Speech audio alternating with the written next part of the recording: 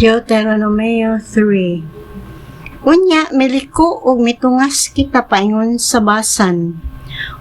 Si Og nga hari sa Basan ug ang tanan niyang ginsakpan, nakigubat kanato didto sa Edrei.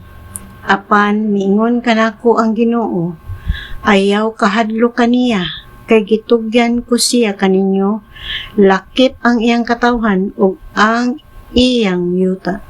Himua kaniya ang gihimo ninyo kang Sihon nga hari sa Maamorihanon nga naghari sa Hesbon. Busa gitugyan sa Ginoo kanato si Og nga hari sa Basan. Ingon man ang tanan niyang katawhan.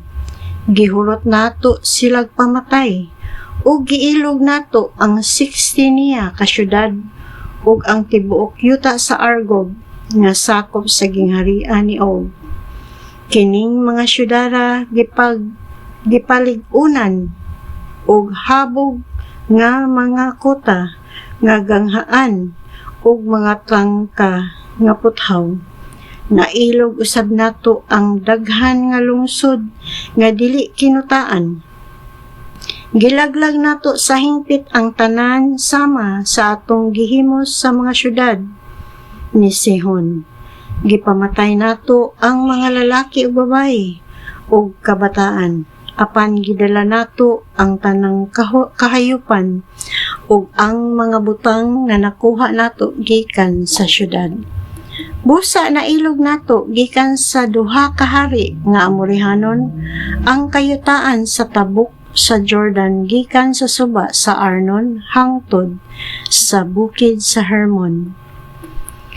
Ang bukid sa Hermon ginganlag Sirion sa taga Sidon o ginganlan kinig Sener sa mga Amorihanon.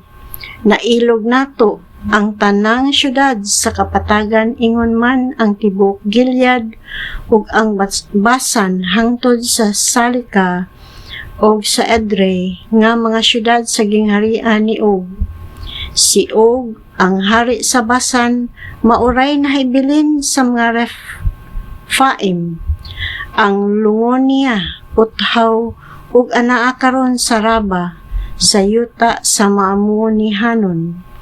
Mga 4 ka metros ang gitas-on niini ug 2 ka metros ang gilapdon sumala sa naandang sukdanan.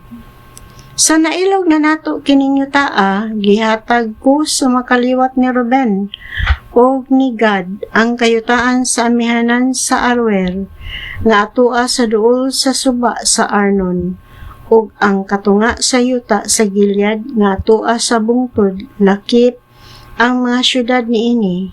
Gihatag ko sa katunga sa banay ni Manases ang ubang bahin sa Gilead ug ang tibok Basan nga gingharian ni Og sa ato pa ang tanang kayutaan sa Argob. Ang tibok Basan ginganlan og yuta sa mga Rephaim. Si Jair nga kaliwat ni Manases mo'y na nag-iya sa tanang kayutaan sa Argob nga sa ato pa Basan hangtod sa utlanan sa Gisur o sa Maaka. Ang mga kabalangayan niini ginganlan sa iyang ngalan Habot Jair hangtod niining panahona. Gihatag ko kang Makir ang Gilead o gihatag ko sa makaliwat ni Ruben o ni Gad ang kayutaan gikan sa Gilead hangtod sa suba sa Arnon. Maoy utlanan ang kinatungan sa walog hangtod sa suba sa Jabok nga maoy utlanan sa mga Amorihanon. Gilakip ko paghatag kanila ang kayutaan kutob sa suba sa Jordan gikan sa lanaw sa Galilea sa amihanan hangtod sa dagat nga patay sa habagatan o hangtod sa tiilan sa bukid sa Pisga sa silangang dapit. Niadtong panahon na giingnan ko kamo, gihatag sa Ginoo nga inyong Dios kining yuta aron mainyo na apan ang tanan ninyong mga sundalo kinahanglang motabok uban sa ubang mga banay sa Israel Apan ang inyong asawa, mga kabataan o kahayupan, nasayod ako nga daghan kamog kahayupan, magpabilin diha sa mga syudad nga gihatag ko kaninyo. Tabangi ang inyong mga kadugo hangtod nga maangko nila ang yuta nga gisaad sa Ginoo kanila sa kasadpang bahin sa Jordan.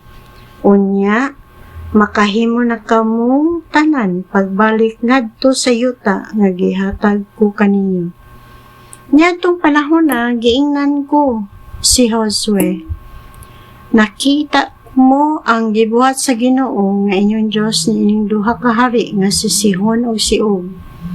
Buhaton usab si Ginoo ang ingon niini sa tanang gingharian nga imong adtuan. Ayaw kahadlok kanila kay ang Ginoo nga inyong Dios maoy makig-away alang kaninyo. Busa ni adtong panahon na nangaliw po ako sa Ginoo ug miingon, O Ginoong Diyos, sinugdanan pa lamang kini sa imong pagpakitang ngari kanako nga imong alagad sa imong pagkagamhanan, kay walay laing Diyos sa langit o sa yuta nga makahimos sa mga milagro sama sa imong gibuhat. Busa tuguti nga makalatas ako ug makakita sa yuta nga atoat tabok sa Jordan sa matahom nga kabungturan o sa bukid sa Lebanon. Apan nasuko kanako sa Ginoo tungod kaninyo ug wala siya mamati kanako.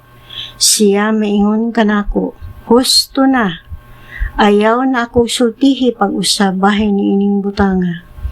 Tungas ngadto sa ibabaw sa bukid sa Pisga ug tan-aw dapit sa kasadpan, sa amihanan, sa habagatan o sa silangan, ug makita mo ang tibok yuta apan dili ka makalatas sa Jordan.